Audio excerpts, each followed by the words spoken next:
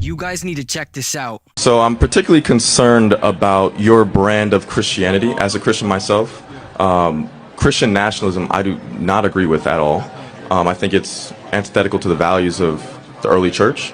And I think, how do you reconcile especially white Christians in this America, marrying politics and power with their faith in this country?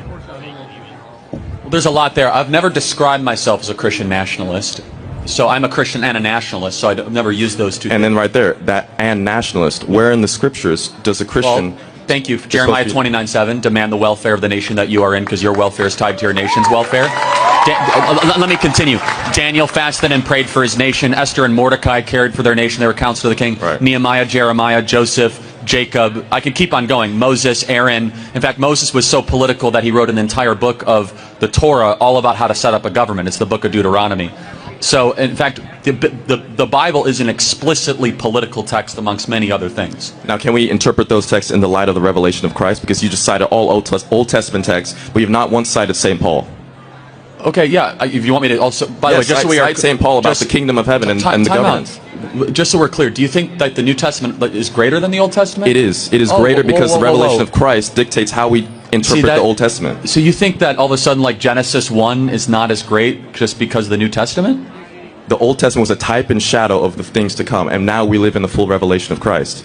Again, that is by definition that is such a dangerous theological... That's not true. That's Christological theology. Hold on. Of course I believe in the resurrection. But to all of a sudden say that, like, in the beginning God created the heavens and the earth is, like, somehow lesser because of the revelation of the New Testament. Christ even said, I did not come to abolish the law of the prophets, I came to fulfill the law. In fact, he said all the laws of the prophet hang on the two teachings, Leviticus 19 and Deuteronomy 3 through 5. However, to use a New Testament example, as you asked, it says in 1 Timothy, pray for your leaders and authority by name that they might make great decisions. I'm going to continue.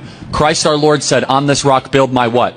Church. Wrong. Ecclesia. It's not the word church. Oh, the word English church, translations of Common Bible say church, so my bad. Well, actually, it shouldn't, because the original Greek term says, on this rock build my government structure. Ecclesia was a secular word used in that time, which was all about the advancement of freedom and liberty, which are the two words in Greek, eleutheria and isonomia, which are the two words there. So the point being, Christ called us to be salt and light. We as Christians should change the environment that we come in contact with. That's what salt and light do. So why should we then not care about changing government to be more Christ-like? Don't forget to like, share, and subscribe for more videos like this.